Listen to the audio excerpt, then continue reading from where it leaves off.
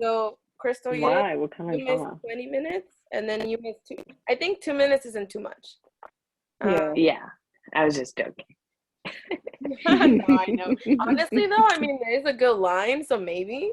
Um, Anybody else who didn't finish? Oh, Raga. I did not finish, but after I started reading it, I have read this book. You have? Like Years ago. I was 14, I think. Mm. I remember I read at my grandma's house, like she had very few things to do. And I was like, I just pulled one off the shelf. Okay, don't give us spoilers. I won't. But what do we think? I mean, I liked this section better because I feel like we got more angst. We kind of started getting more backstory about Taylor, which was interesting. For a second, I thought it was gonna be that like he somehow was involved in his dad's death, like accidentally, and I still think maybe that will come out because of how like strong he is about not wanting to talk about it. So I'm curious on that, and I think he definitely like has like some maybe PTSD going on, and I feel really bad for him on that front. I can relate to how he thought like it's kind of like hard to be with people sometimes romantically if they don't understand like the things that you might have been through when you were younger. And I'm curious to see what's going to happen with him and Denise because I feel that he's kind of like putting up a wall now, and it's not her fault, but I can definitely see why. So I can relate to him. yeah. Yeah, I agree with you. I feel like he had something to do with his father's death, or he was there or something. Something with the fire and the death. Because he seems so like drawn to the fire department, like he'll never leave it. Yeah. Like if somehow being there and volunteering will make up for it makes it seem like he was part of it, or maybe he saw the dad's death, just because I feel like that's why I think he mentioned he's like he has to be there, and it's like you don't have to, you're volunteering. So I don't know, I feel like there is something deeper going on. And I agree with the PTSD when he was like, oh, this happened and I have to tell someone, and he's like, oh well, in the beginning it's like, oh, it's Denise, I have to tell her, and blah blah blah. Then I forgot about it throughout the rest of the section, and I'm like, what is this dark thing that Denise keeps saying that she sees? And I'm like, oh, he's clearly going through something, and he, I guess, hasn't really coped with it or talked about it, so like it comes up and it's tough because he doesn't know how to deal with it. I agree. I think it's a little, I'm a little disappointed that it does seem like with her story, she's not really gonna grow and change. No. She's, going to, save her man, rescue her man. Mm-hmm. And I kind of was hoping for a little bit more with her because of all the things that we talked about in terms of like that she seemed to not be having very sustainable lifestyle and, being a little hard-headed and not accepting help and stuff. And like everything that was described in like the notebook about her methods and everything, it's like it's all good. And I just think it's too bad that we're not really going to explore her arc all that much clearly. I mean, who knows, but it seems like it's going to be about his demons because he's not ready to commit, and she's going to get him to open up, and then they'll be happily ever after. So it's a little bit like simplistic, but yeah, I feel a little bored, honestly. I didn't expect it to switch more into him, and I feel like it's gonna stay on him because he has this darkness, this like something that's setting him off, which I'm sure I'm interested to know what's going on, but at the same time I'm like, I still want to know about like more about her and the kid, and I feel like it's mostly gonna be him now. I mean, we don't have much left, but it's still, I don't know. I mean, she's not a big. I'm not a big fan of her just because of her teachings. The one part where she was basically saying, like, "Oh, I'm waiting for him to tell me that he loves me," but yes, she's over here like super intense on the word apple or like these other things, but yet for the I love you, he just magically has to know it. I'm like, I don't know. You don't sound very smart in that aspect. I'm like, woman, but I Yeah. don't know. As a teacher, it's kind of hard to read that part because I do think that every child can learn. And so when she was like, "Oh, I finally found out that he is capable of learning," I'm like, everyone is capable of learning. So I kind of like that made me cringe. And every time I read like about the binder or the chair, I just get very disturbed. Almost like neglect. I feel like, because she's like sitting him in a chair, giving him treats, like apple, apple, apple, like hours. I feel like isn't that like some sort of torture? I feel like in a way. 4 hours, that's a long Like time. I don't think that's fair for the For the average She 5-year-old. called it torture too. She even said it. Yeah. Yeah. Yeah, I don't like that part for sure. And like, wouldn't it help if she had someone to talk to, like, around him, or he had kids? Like, she keeps him so isolated. And she said, kind of said, like, the kids judge him or don't like him or something. But it's like, you could just have a friend and talk. kids at 4. Yeah, like I feel like a kid at 4 doesn't understand those things. They just see like a truck, dirt, let's throw it.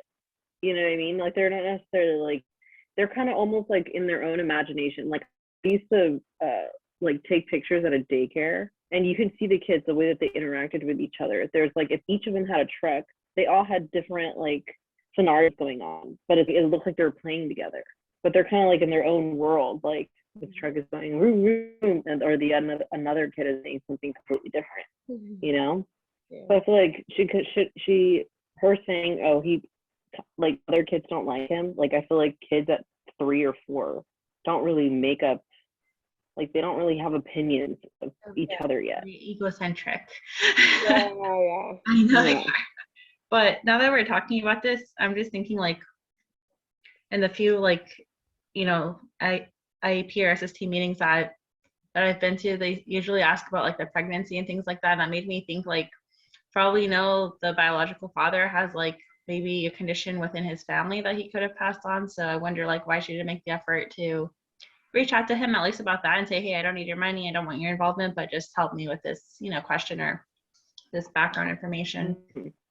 Because what if she did get something useful, like, "Oh, it's this," or "My great grandma had this," or, you know, then she could kind of have more of a strong clue and be on the right track rather than trying to figure out everything herself, because she was in the classroom like 2 years and I'm sure she like knows some stuff, but back then like there was not as much research about special education and it wasn't like as there weren't as many supports for it. So I just feel like I think that she should have reached out to the biological dad and like kind of like respected more of their different opinions. I'm not saying like accept the first thing you hear, but I mean, it sounds like she went to some really good places, but she's like, "Okay, I'm doing it this way, my way." But yeah, surrounding him with more children would actually be good because they pick up a lot of speech by being with other children. Seriously, like, wouldn't that be really helpful to interact more with other kids, to like, instead of just being in a room with his mom, being like forced to repeat the, like, I don't know that much about it, but I would think that that would actually help you like learn and be more creative if you're talking with Well, other that's kids. I've heard that a lot, where it's like really important to socialize children, right, when they're small, because it teaches them how to like, you know, interact with one another rather than keeping them apart and saying homeschooling, right? Like daycare at home. It's like they're only interacting maybe like 1 or 2 kids. It's like they don't learn that many because everybody's different. They don't learn that many personalities, I guess. That's kind of just like I've seen that. Yeah, no, when I was a kinder teacher, I could definitely tell like within the first 2 days, like, "Oh, okay, you've probably like stayed at home most of your time and you went to daycare more with other kids and things like that, just on how they behave and express themselves." So Mm-hmm. Kind of bad for Kyle at this point. Now that we're analyzing it more. But What- like props to that mom who she does do that much work with him because when I'm alone with the kids, it's like, oh God, I'm not gonna sit with them for 4 hours reading books. I'll put like the TV on and You also think it might be? Well, luckily now they have a lot of. Oh no, sorry. Go ahead. I was just gonna say, do you think it could be Sparks wasn't doing research? Like he wanted to create this character with special needs, but you would know like if he's 4, he could get services. You know, mom doesn't have to be his sole provider and teacher with helping him through and creating coping mechanisms. It just this book was published in 2000. So maybe a lot of research has come out since, but I also feel like that wasn't too far long ago. I just don't know if he Go ahead. Go ahead. I just don't know if he did the research to like really do that Kyle justice. We kind of like mean, if you noticed think about that it, in in like the 2000 first. Go ahead. No. Go ahead. I was just gonna say quick. I feel like we like- noticed it. We noticed them doing that. Like we noticed that they were like showing that she can do it all herself. And like we wondered like, is that like his perspective? Is that like kind of how he thinks people should be? That they should, you know, like pull themselves up and be independent, and that's like the role model, and that's how he wrote her, versus like someone that has to get help from services and stuff. Right.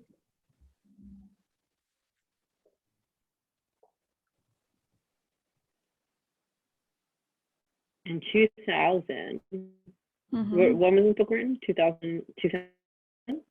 Mm-hmm. The year 2000. So what? Yeah, what? At least for me, thinking back, I was in what, like the first grade. Mm-hmm. Like I feel like, I mean, the kid is almost like maybe a couple years younger than us. I feel like, or older. I feel like it's not like, I don't know. I mean, we can't find. Yeah. Well, Like I feel like teaching's kind of advanced then, you know, like electronics are starting to come out. Like, and if he has I don't severe know. disabilities, they can get services by the time they're 2 years old. Yeah. I wonder, I kind of like what Katie said about maybe the author didn't do that much research and that's why it doesn't seem as authentic.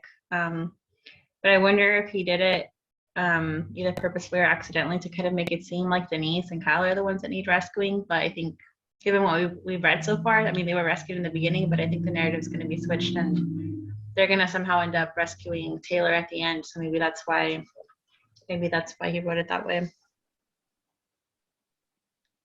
I can see that.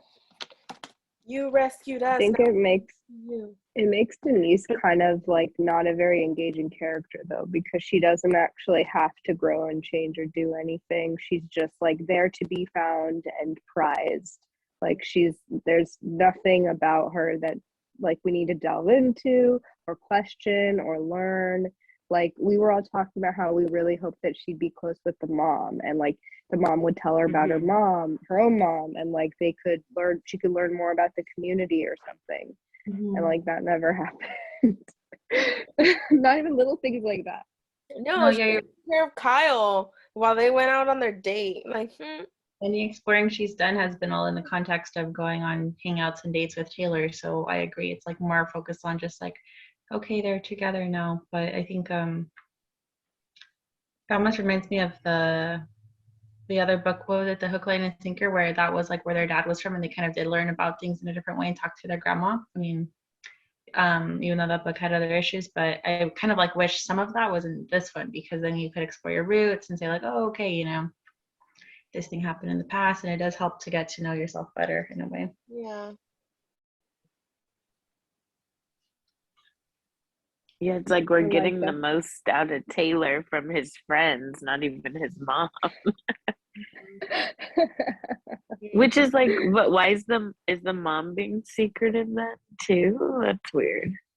Ooh, that's a good question. Because she was so strong in the beginning, like I'm gonna go to the hospital room and I'm gonna be there and blah blah blah. But now she's just kind of like I'm babysitting, and there's not much like focus put upon her. But she does want them to be dating, I think. But it's like, well, for her too, if she knows that her son has issues, it's kind of like not fair to be like, okay, here's the single lady by herself, you know. Let's ship them. I don't know. I have issues with that too. Interesting. Which maybe, I mean, I know the relationship, they're pretty close, but maybe like he hides that part of himself. Like, you know how they were saying that Mm-hmm. he doesn't talk to people about the relationships, like, oh yeah, it ended and that was it. So like if he's not talking to his friends about that, I doubt he's telling the mom. So I feel like the mom is just probably like, oh, she just wasn't fit for you, okay, move on.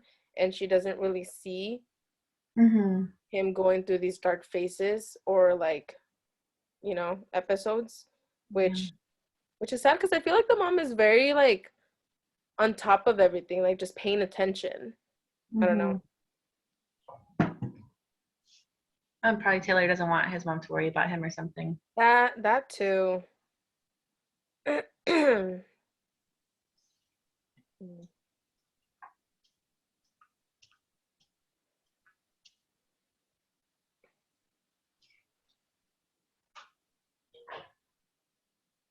thought it was interesting that after their date and then after they pretty much hooked up and then he disappeared, I was like, oh my gosh, did they really just make it seem like he was gonna be gone? I was like, wow. Like in Hitch, right? There's Yeah, that scene. I was like, of I course brought he's not here there. to do something. Ah. That's what I thought of right away. But then he comes back with the groceries and all that stuff. But then he freaks out and Kyle is like, Daddy. What did you think of like when he, you know, clearly needs to talk about whatever his feelings are, and he's trying to find Denise, and Ray's like, oh yeah, there's been other guys, and then that's all he can focus on. I'm like, come on, I thought you were here to talk about your issues, your adults' issues, and communicate like an adult, and then now he's just like digressing into like who else has been here, whereas he's dated like all the single women in town. For real. So you're like, you cannot talk to these men. What do you mean? And yeah, over here he's had. Yeah. Others. I think like a little hypocritical. I don't know. They both seem like shallow characters to me, not in terms of like their morals or anything, but in terms of like kind of like they're very simplistic, and even he is kind of simplistic in that like he's not like, I don't know, it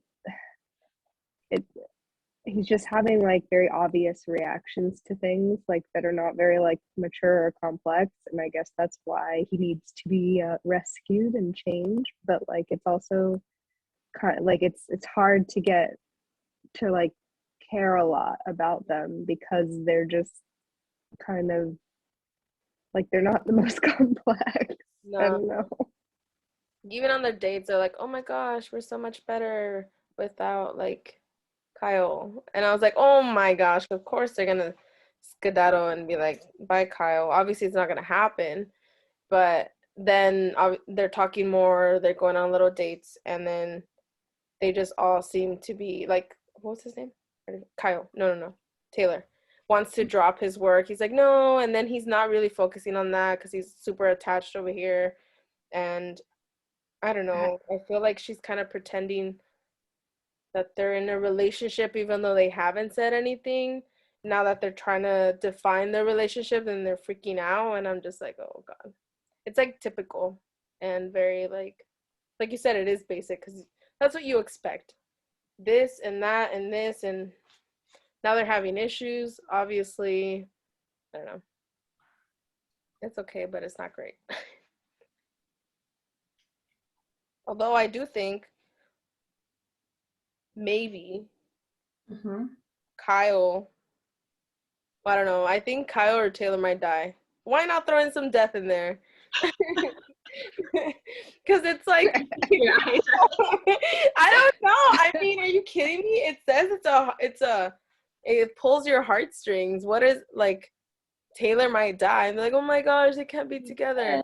If What if Kyle dies, they're like, oh my god, you know. if he dies and like leaves Denise like all his like, you know, legacy and business and money, then that she'll be like financially rescued. I just went like this. My bad. It's just so. I don't know. If Denise rescues him, like, what would that scenario be?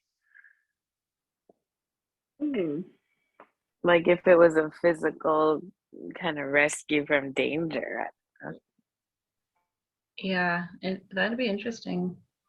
I think it'd be more emotional. Being like, it's okay, we're here for you. You don't have to, you know, not necessarily throw your life away, but you don't have to risk your life because your dad risked his life and he's not here. So now you have to like pay back.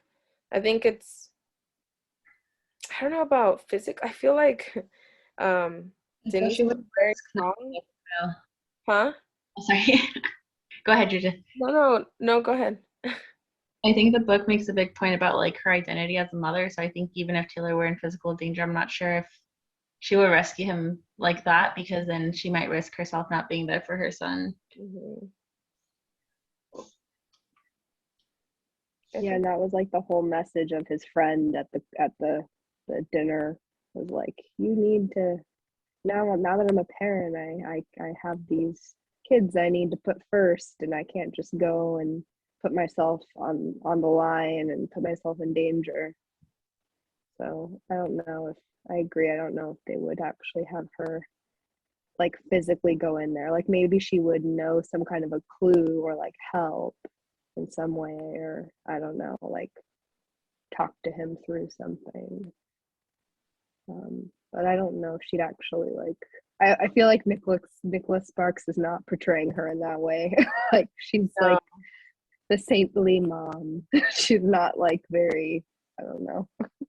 It's more her motherly charm or her motherly instinct that she's gonna be like, oh my gosh, I'll take care of you, but not.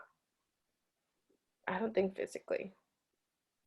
She doesn't sound like a very strong or like, you know, very bold person to be like, no, Taylor. She'd be like, oh man, and she just cries. The only thing I can think of is if he somehow gets into an accident like they did in the beginning, and then she finds him like they're driving by or walking by or something. And then I'm worried she's gonna get pregnant, like in all of our other books. I thought about that. And you know how Corina, you were saying like, oh, maybe the dad is the one with like the gene stuff. I'm like, what if it's her? Could be, you're right. I And had people not. here scared like, oh, Kyle, and what if, you know what, she ends up with another child like him, but at the same time she's over here like, no, yeah, we like to have children, but we don't know her history. They need to do one of those gene tests. Yeah. I was surprised to hear her say that, considering that her life literally revolves around Kyle, and it's like so unbalanced to the point that like she can't do anything else, can't even like have any other job other than the waitressing job, and she's like, oh yeah, I want kids. Yeah. I don't know. Maybe that's being judgy, but I was like, how do you, why, like you're already so overwhelmed. Yeah. Like I don't know. Which I feel like it's extremes because she's super over here like Kyle, but then Taylor comes along and it's like Taylor. Like, oh my gosh, sure, I want to get married. Sure, I want to have kids with you. Sure, I want to, you know, do all these things with you. But it's like you literally went from here to here. I don't think she can have a balance between both. That's why I'm thinking something's going to happen to one of them. I see. She's like, I don't know.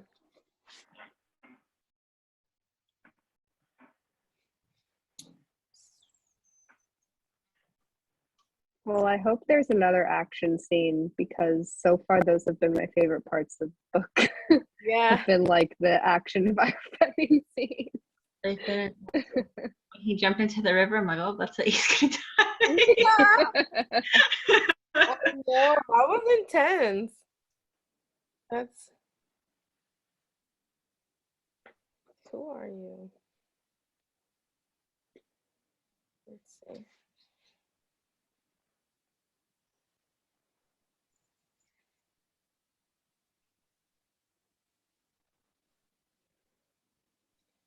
That's what I have. I just hope like they can get on better ground like before she gets pregnant. Yeah. She'll get pregnant. I mean, with all the sex they're having, I feel like it's gonna happen soon. Imagine if she gets I pregnant. didn't hear anything about protection being used. Yes. Yeah. They don't. It's not that hard. Other books have done it. They're like, oh, the condom. And you know they make it clear. Well, 50 Shades of Grey literally says reaching over, ripping, Yeah. putting it on my Yeah. Oh my gosh. Yeah. Make it happen. Keep it your puppy. No.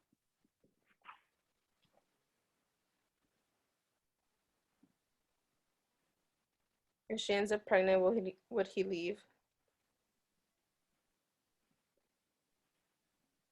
I mean, I feel like if that happened, it would, like, someone already did that to her. Mm-hmm. So it would be like, how could she ever forgive him Mm-hmm. if he did that?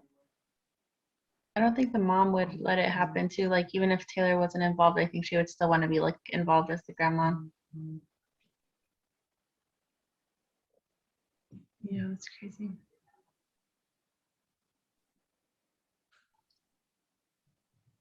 Yeah, I feel like there's something weird with the mom, but I don't know. I mean, all of our other books have had all these weird subplots, so. Mom killed the dad, and Taylor watched him. That's why he has PTSD. Yeah, could be. Yeah, I'm curious. The mom pressured the dad to be a firefighter and was always telling him to go and be a hero. That's why Taylor overheard. be a hero. Because Yeah. we don't even have any dialogue really with the mom and Taylor. Like, Yeah. and you know, they're like talking every day, or they should be.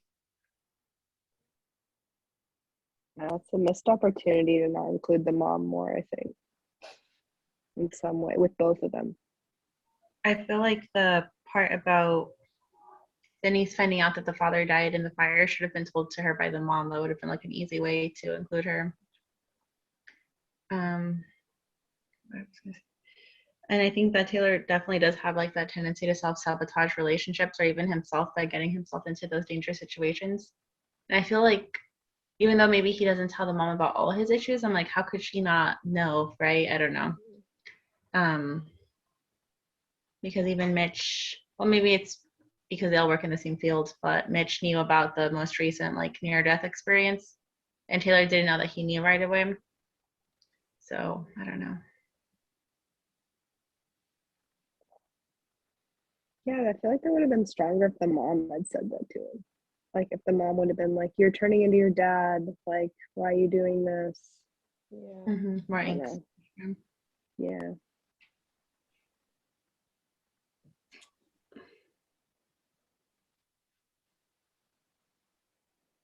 Or even, I think the real twist would have been cool is if the dad wasn't so great. If the dad would always go and like be a hero, but he would never like, be a good dad, and he would never like, be there for his wife and kid. Like that would be a pretty interesting twist, but I kind of doubt it's gonna happen. Oh, yeah.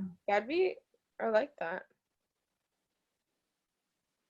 When the moms were younger, the moms of Taylor and Denise, did it say that they used like, I can't remember, I might be confusing it with a different book or a movie, but when they moved away, do you think like maybe something went down between them and that's going to come out later? Maybe they had like a dalliance with the same man or something. Taylor and Denise are really siblings. It's a big stretch. Like that could happen. I'm like trying to think of like what's the craziest thing that could happen. I mean, maybe in this tiny chunk we can get that, but like Taylor, Kyla's actually your nephew. The moms are your grandma.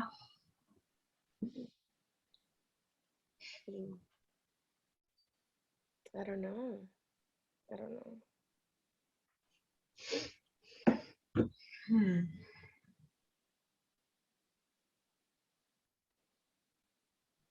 I was hoping this book would make me cry, but I don't think it will.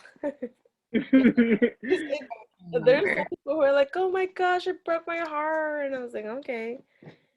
But Really? yeah, on Goodreads, Maybe at the end. maybe. Maybe. That's the big I stretch. doubt it. But So what could happen? That would make Love someone forever. someone Big gets enough shot. to really make us care.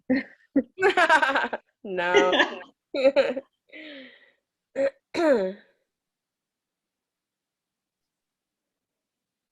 Love someone forever. Maybe she does end up pregnant. And she loves the kid. And he loves the kid forever. and that's the rescue of his legacy. Wait, who says that? It's in the back. I'm just reading the back. Because, you know, you read it Oh. in the beginning and then I always forget to reread it or like I completely forget what it tells you. And then I go back at the end and I was like, oh my gosh, stupid. It told you right there what was going to happen. But not really. It just says this one will Oh, what if Denise dies and he has to take the kid? Because who would take the kid if she died? Oh my gosh. And that would be heartbreaking. Oh, That was good, Julie. That was really that good. was a good one. We didn't see Denise dying. Huh. Because if she died, like, she has no family. And Yeah.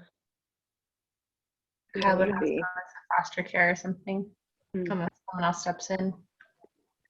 Wow. But depending on the legal system, he would go into foster care first, right before going to like Taylor or the grandma or Taylor's mom. But I wonder like if maybe they do get married and they like, you know, he gets custody or something and he dies after. That would be even worse if they were already married or they just were married and then she died. Huh. Maybe it's gonna be like one of those things where it reads like 6 months later or something and then it says like, oh yeah, all this happened. yeah, or maybe she gets injured and is like in a coma for a while. Another car accident. She is trying to buy a car. While she's pregnant. Oh. It happened to my aunt. She got, Oh. well, it wasn't a bad car accident. My grandmother actually just had a heart attack at the time, but Mhm. she was okay. Just a minor one. And so my aunt went to the hospital to see her. And then when she left in the parking lot, she got in like not a minor fender bender. I think it was kind of intense because she had to go into the hospital afterwards because her neck wasn't feeling good.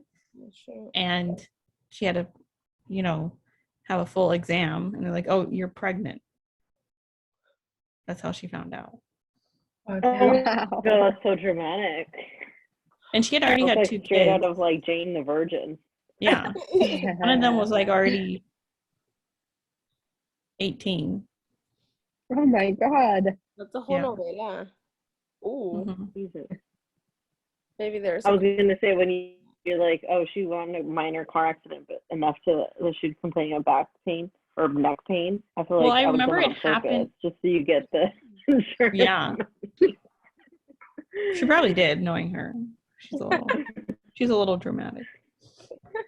I should have done that. My brother, I was at the Chick-fil-A with my brother, and we were parked because now Santa Barbara has this whole thing where it's like they want the drive-through, but the county doesn't like the drive-through, so now they have people parking like while they wait for their food if they're up at front.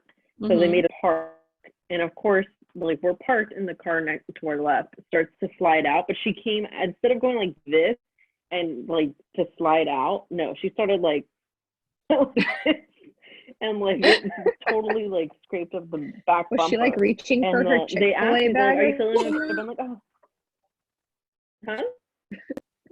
Like, was she reaching for her bag and like Like, why did you do that? She had Trying to people get a on her waffle back. fry. I'm just like it's not like, and she had an SUV. I'm like, okay, you should know how to drive an SUV. You don't just do a sharp, like, Yeah.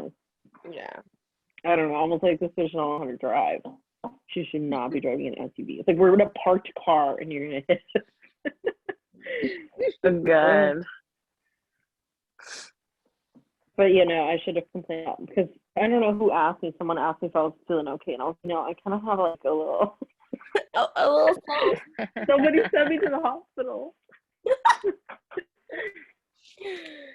Oh man. Just like 2 weeks Not ago. in an ambulance though. Those ambulance bills are insane. Oh, what am I doing? What? So An bad. ambulance pill? Bill. Bill Oh, for Bill. being in an ambulance is like $3,000. Yeah. It's insane. I'm tempted to look, but I won't look. So last part. Woo. 22 to the end. I kind of like that this book is a little slower paced, but I don't know, it's kind of nice. But I just have to start reading earlier because it's not like gripping enough to do it all in one day. Yeah, it's good when it's actiony. When they were having the little dates and stuff, I was like, okay. Baseline. No excitement, no nothing. Yeah. They like each other, okay. I mean, even the scenes weren't steamy. They're just like laying it there. wasn't even steamy. They're just laid there. Yeah. All asleep in each other's arms. I was like, oh, it's done. Your only steam was like he kissed her between her breast, and that was it. I was like, oh, they were definitely intimate, because you could totally keep reading and miss it. I had to look back. I was like, wait, did Yeah. it start? You're like, oh, they hooked up. Oh, he's putting his pants on. Oh. Oh, he's gone to the grocery store. Oh, that means she's sad. And they did it. I remember this she just- being very like, disappointed when Oh, I was yeah. 14. I wanted a good romance. I was hitting puberty, and this was not happening. The The whole only thing It was that too. has It was is grandma short, appropriate. silky robe. Yeah, I should have known. that's what she had it there. She's like, perfect. PD. Yeah. Oh man. Well, we'll see what we get. I mean, it's not a bad book. It's just meh. It's okay. It's okay. It's all right. It's not the best. Yeah. Nicholas Sparks. Okay. Are you guys ready for your book suggestions? Mm-hmm. ¿Qué trajeron? Books? I'm looking them up right now. Oh, looking them up. Oh my gosh, many.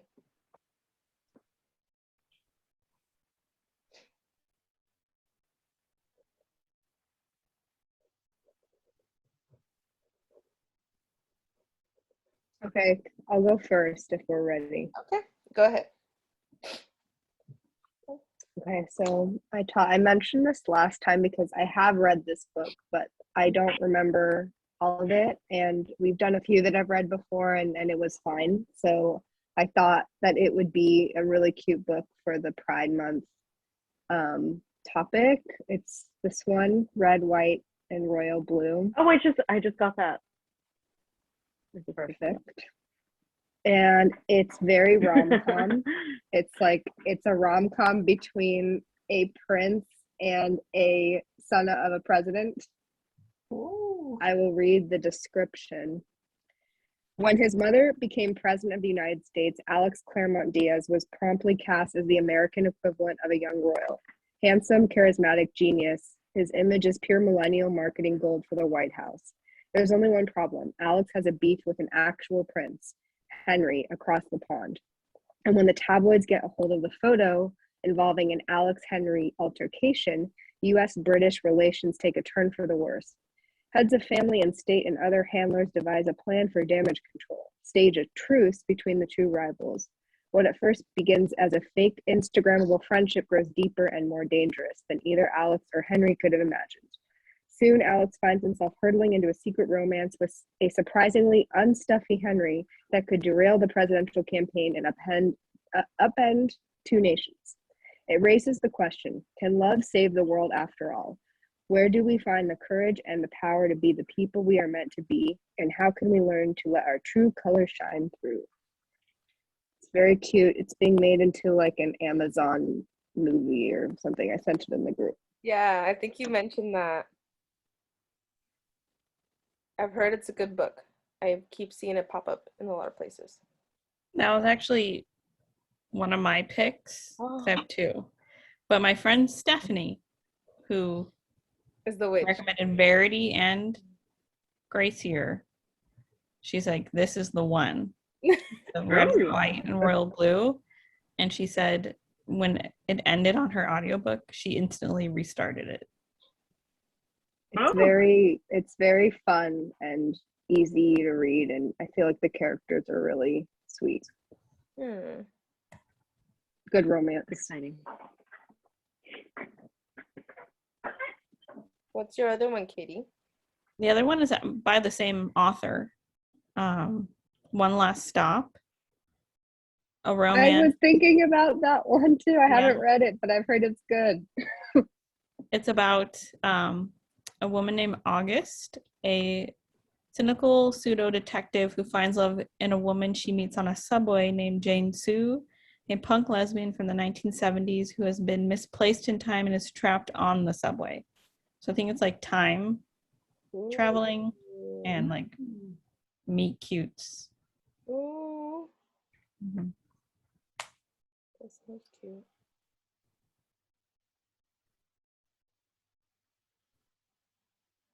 I'm still deciding. That's in the box. That's cute. Okay, I have one. Okay. Let me see.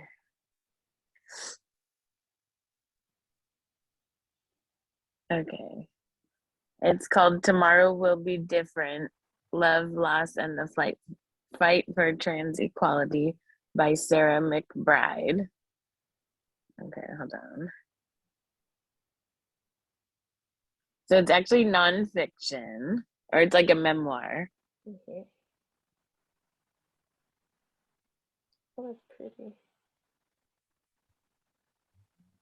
Before she became the first transgender person to speak at a national political convention in 2016 at the age of 26, Sarah McBride struggled with the decision to come out, not just to her family, but to the students of American University, where she was serving as student body president. She'd known she was a girl from her earliest memories, but it wasn't until the Facebook post announcing her truth went viral that she realized just how much impact her story could have on the country. 4 years later, McBride was one of the nation's most prominent transgender activists, walking the halls of the White House advocating inclusive legislation and addressing the country in the midst of a heated presidential election. She had also found her first love and future husband, Andy, a trans man and fellow activist who complimented her in every way until cancer tragically intervened. Informative, heartbreaking, and profoundly empowering, Tomorrow Will Be Different is McBride's story of love, loss, and powerful entry point into the LGBTQ community's battle for equal rights and what it means to be openly transgender.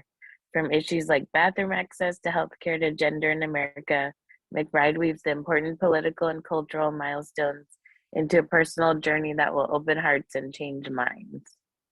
As McBride urges, we must never be a country that says there's only one way to love, only one way to look, and only one way to live. The fight for equality and freedom has only just begun. And the reviews on Amazon look really good. I'll have to check Goodreads. They look pretty It's so good. sad about the husband. I nearly cried like 4 times. Actually cried once. Nearly 4. Oh, some people are getting It also depends on what time of the month they get you. You know, when you're reading certain parts. also true. Also true. I didn't think that was true, but it does affect me depending. Oh my god. Wow, it made me tear up 3 times for different reasons. And this person's not a crier. Who wants tears? Okay. Who is next? Ready. Okay. All right, so I'm picking or pitching Boy Erased by Gerard Conley. It's a memoir, a New York Times bestseller, and now a major motion picture. I'll read the description next. The son of a Baptist pastor and deeply embedded in church life in a small town Arkansas, as a young man, Gerard Conley was terrified and conflicted about his sexuality. When Gerard was a 19-year-old college student, he was outed to his parents and was forced to make a life-changing decision. Either agree to attend a church-supported conversion therapy program that promised to cure him of his homosexuality, or risk losing family, friends, and the God he had prayed to every day of his life. Through an institutionalized 12-step program heavy on Bible study, he was supposed to emerge heterosexual, ex-gay, cleansed of impure urges, and stronger in his faith of God for his brush with sin. Instead, even when faced with a harrowing and brutal journey, Gerard found the strength and understanding to break out in search of his true self and forgiveness. By confronting his buried past of the burden of a life lived in shadow, Gerard traces the complex relationships among family, faith, and community. At times heartbreaking, at times triumphant, this memoir is a testament to love that survives despite all odds. I remember when the movie came out, the movie looked really good. I haven't heard of it yet, but it looks good, yeah.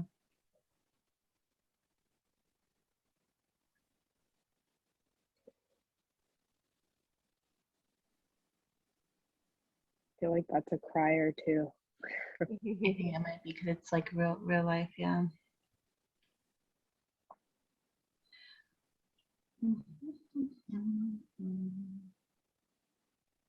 Wow, okay.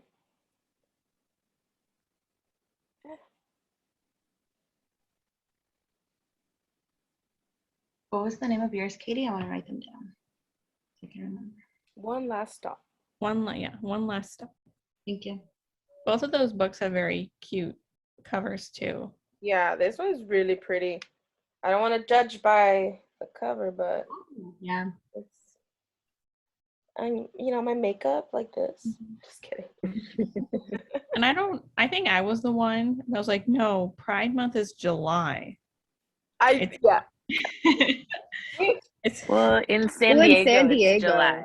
yes, Yeah. I live in a bubble. I'm like, well, the parade's in July here, so Pride Yeah, must it's be like one of July. the last ones. A lot of different places celebrate it Different time. times. So I feel like general. It's year round.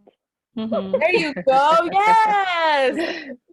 So Chris. San Fran is always like the end of June because it's always like near my birthday.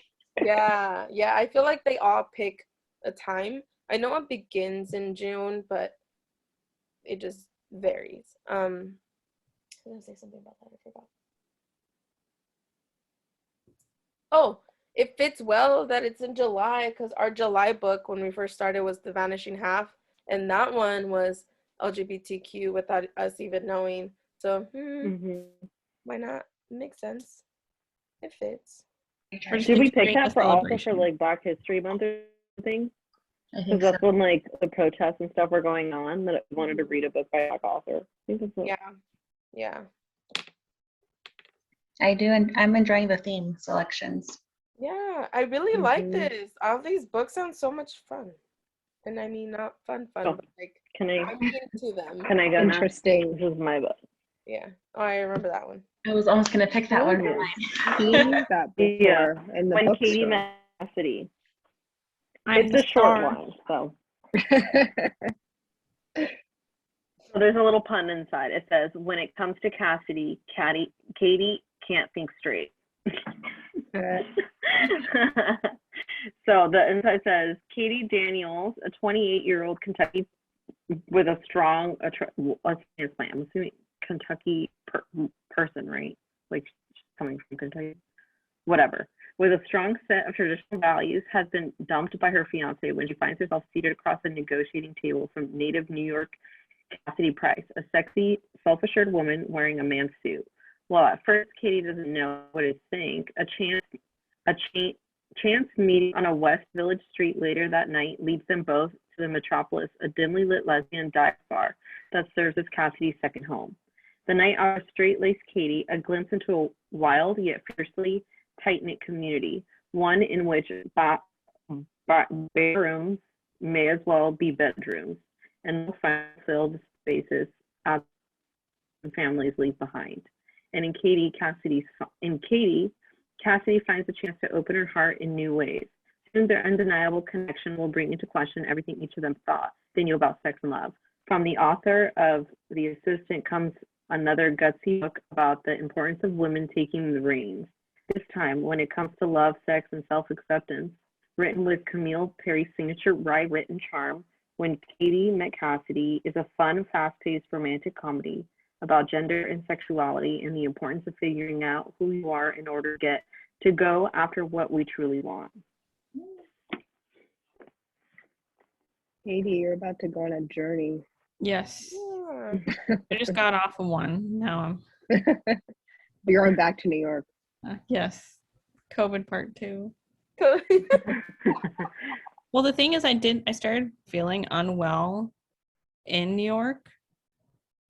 So I might even have gotten it at school. But like my brain was just like, no, you don't have it. You're fine.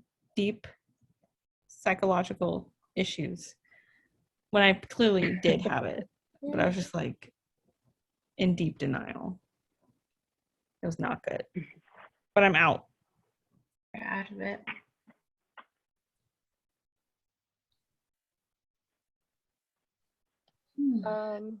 My book, if you guys recognize it, I'll start laughing.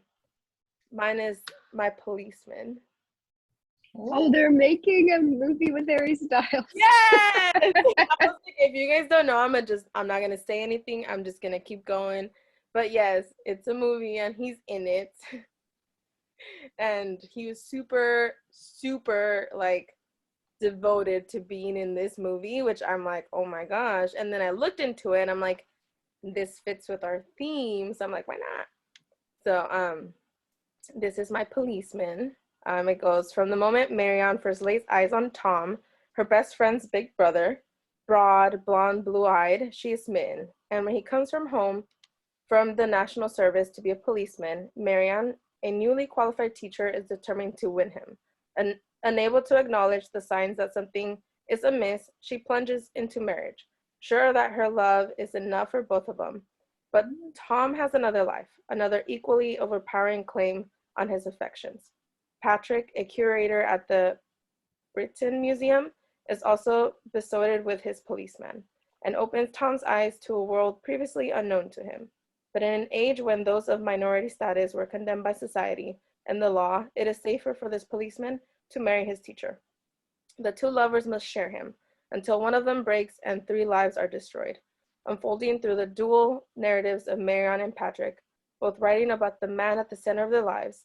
This beautiful, told, painful, tragic story is revealed. It's a tale of wasted years, misguided love, and toward hope, of how a time when the country was on the verge of change, so much was still impossible. The author has produced an intense and exquisitely raw yet tender novel, which proves her to be one of our most exciting young writers. So it's a little love triangle. And then Thank you. the main man is Harry Styles. So that's it.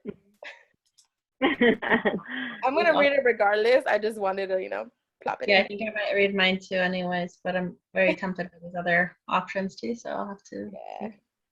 think hard on it. Everybody pitched a really good book. I feel like I would be interested in any of them.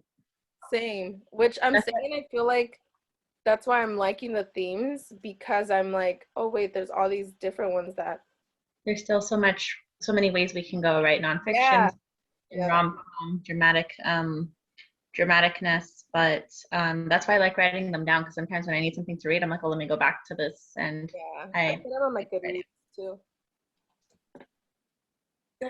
So yeah, there's that. I'll send you the thingy-majig, the form, alrighty. and we'll decide.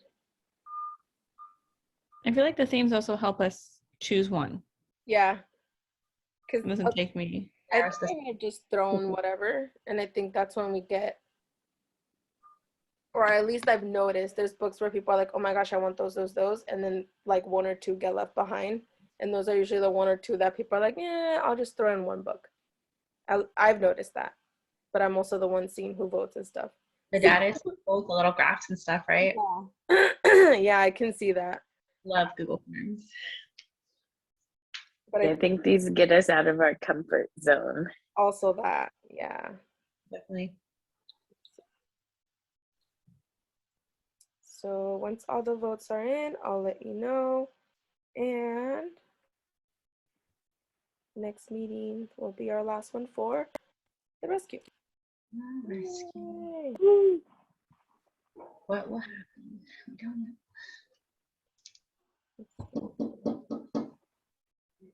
It's Rico. Someone knocking.